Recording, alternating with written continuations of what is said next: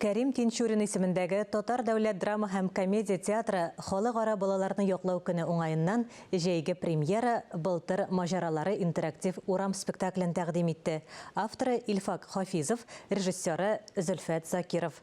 Балалар катнашкан тамашаны Ләлә Зәйнуллина күреп кайтты. Бүгінгі тамашада Қозанның 17-ші гимназиясы мәктәп яны лагерына йөрүче балалар Тукайның былтыры белән сәяхәткә чыкты. Төрле биремнәр, уеннар белән үрелгән чарада Тукайның күбәләге, суанасы, шүрәлесе дә очрый. Әлеге хис кичерешләргә бай тамашада балалар үзләре дә әкият геройларына әверелә. Бергә сынаулар үтә.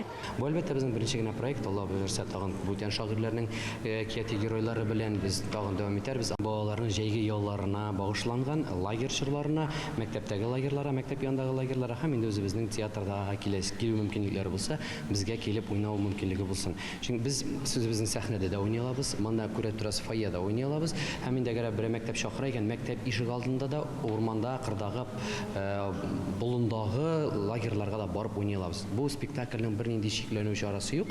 Әлеге спектакльдә балалар бер-берсен тыңларга, ярдәмчел булырга, табигать байлыкларын сакларга, урманда үз-үзеңне ничек тотарга икәнлегенә төшенә.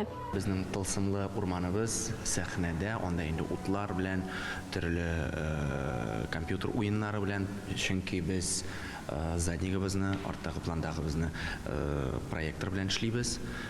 Гомумән бу балаларга табигатьне саклау, туган телебезне онытмау һәм безнең шәхесебезне, Габдулла Тукайны гел искә алу. Мин Тукай әкиятләре белән, беренчесе шүрәле, сонасы, күбәләк. Тамаша лагерьларда ял итүче балаларны татар теле аша хезмәткә төшендерә, кәефләрендә күтәрә.